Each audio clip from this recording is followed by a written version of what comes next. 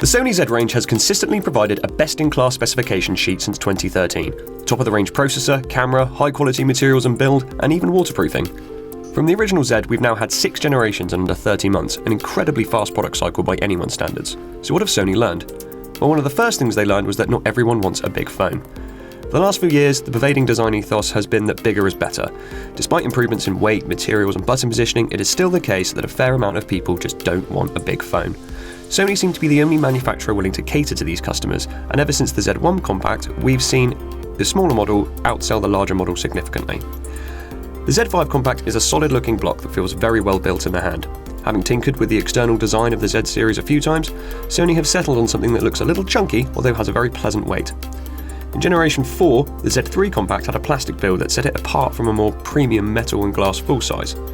This time round, Sony have kept the construction more consistent, and the Compact really is just that. One big external change is in moving the USB port to the base and removing the flappy cover, as this has now been treated to be water resistant, with the caveat you ensure it is dry before attempting to charge. This also means the unique magnetic charging plate on the left side of previous Xperias has also gone. The left edge now contains the only port cover on the phone, hiding the SIM and memory trays. The design of the Z3 Compact port covers came under fire with a number not closing properly or the seal perishing over time, so I'm pleased to say that the new cover on the Z5 range feels much tighter. The port covers have always been the weak link in otherwise solid design from Sony, so I'm actually happy to see this finally addressed properly with a solid mechanism and only one point of entry. Below the port cover is a lanyard gap, and above is a very neat Xperia logo engraved into the casing. The right edge now features a redesigned power button which has been elongated and widened to accommodate a fingerprint sensor.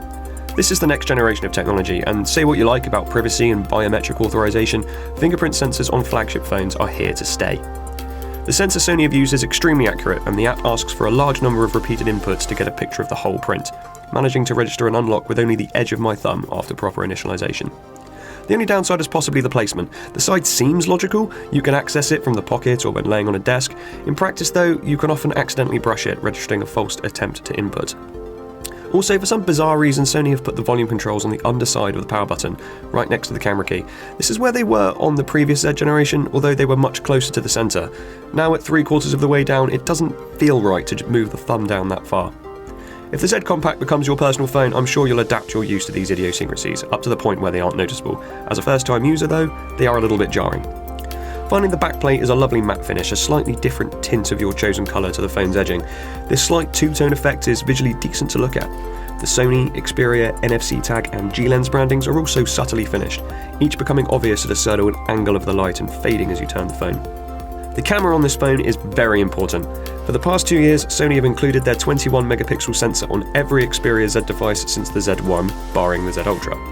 This is a long time in the mobile industry, and whilst Sony undoubtedly continue to make plenty of money selling their sensors to other manufacturers, they could no longer really credibly claim to have the best mobile camera on the market.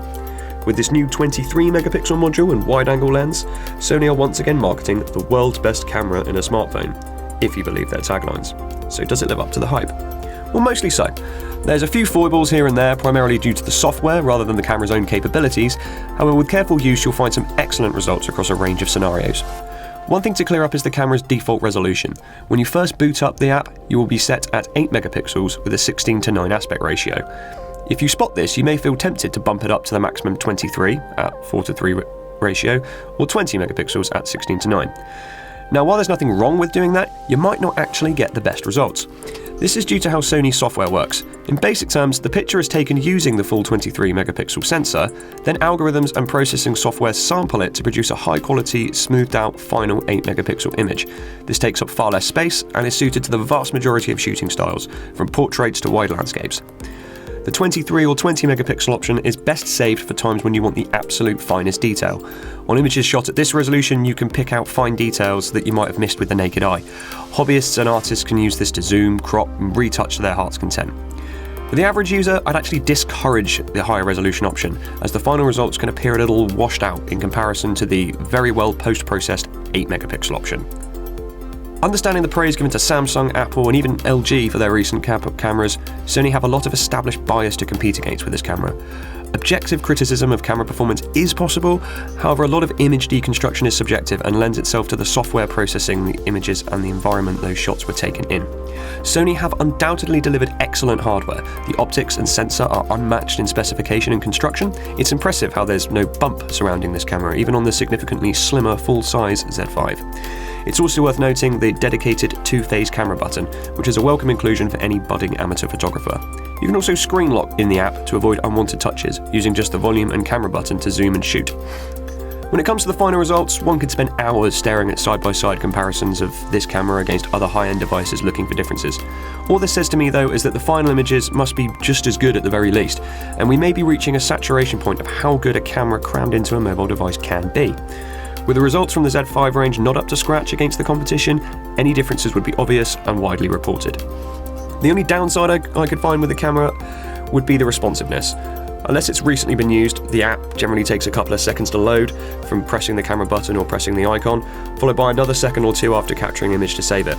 This is in stark contrast to Samsung and Apple, who can have you into their apps in about a second, then freely snapping multiple images with seemingly little processing time.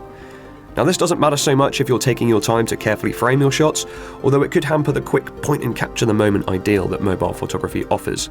The time to save is also undoubtedly down to the software underlying the camera. The super sampling of the high-resolution image could well be addressed in future updates. Those interested, then video recording is also of very high quality. The option to record in 4K, whilst still relatively niche, is a welcome inclusion. Sony also seem to have better addressed the overheating issues 4K recording has brought about in the past. The phone, or more correctly the processor, still gets fairly warm when churning through 4K footage. However, the 2 to 3 minute reboots we've seen in older models are now definitely a thing of the past. You can also zoom when recording 4K too, not everyone else has got that down. At the more standard 1080p resolution, you can switch to high speed and slow motion options as well. Plus there's a whole host of fun filters and options to use within the camera application. Gone are the days when Sony had the lightest Android skin, launcher and installation around. I still prefer Sony's Xperia home launcher to the competition, however all of them now seem a bit superfluous, when the far cleaner stock Android Google Now launcher and other alternatives are all a simple Google Play download away. Of course, if we assume that the majority of users are still unaware that changing your launcher is a thing, we can look at the Xperia home launcher as Sony's attempt to differentiate on the interface level. Google services and the Play Store are front of house, with the Sony dialer, messaging, contacts and camera app docked by default. Centred just above is a neat widget for first-time Sony users that are designed to take you to other apps, show off some operating basics, and then be removed. This is much cleaner than the annoying pop-ups and overlays that other launchers use. Other than this, you'll find a fair bit of clutter in the app drawer when you open it for the first time. It's an example of feature creep and licensing deals that Sony have clearly taken up to supplement their software and provide an improved user experience. Almost all the added apps can be removed, and a handful such as the social stuff you would probably install anyway. Removing all the extras adds about a gig of storage to the 21.5 available out of the box, so the system installation itself is taking up about 10 gigs. If you pop into the settings, you'll actually find a fair few customization options too. Sony's tweaking to Android allows a decent amount of choice for the status bar, notification LED, notifications themselves and power management. You can also adjust the screen's white balance if the standard isn't to your liking. Battery life is pretty good as standard as well. Sony's stamina mode, similar to the new doze feature in Android 6, has been significantly increasing the lifespan of Xperias for years. The Z5 Compact is a workhorse. Given a couple of weeks to learn your usage patterns, as all new Qualcomm devices do, the phone should get its way through a full day and sometimes two with ease, especially with a recent major software update from Sony. A new firmware released in early November has addressed security issues and claims to have improved camera and system performance. In the Z5 Compact, we're treated to a wonderfully detailed camera and a solid, stylish design that from my use seems to be much more durable than previous outings. If you're weighing up which of Sony's two new smartphones to go for, then it really all comes down to battery life and physical size. My personal choice would be the Compact. I feel the thicker edges and overall dimensions actually make for a more comfortable hold. Plus the smaller, lower resolution screen ups the lifespan without really impacting use. The full-size Z5 is available and I can see the appeal. Its slimmer construction and 1080p screen round out the premium look for the more fashion-conscious, and to continue trying to compete at the very top, Sony do need that. For me though, the Compact is the one to choose simply for being better suited to a pick-up-and-go lifestyle. Competition is strong right now, however, and Sony might struggle against recent price drops from the Galaxy S6, last year's iPhone 6 and LG's G4. This new compact from Sony remains the best small Android you can buy. However, if you're a budget-conscious consumer out to get the best overall deal you can find, the headline prices of some very strong competition could be enough to sway you away. For fans of Sony's design ethos, battery life, waterproofing and camera quality though, you have plenty to look forward to in the Z5 Compact.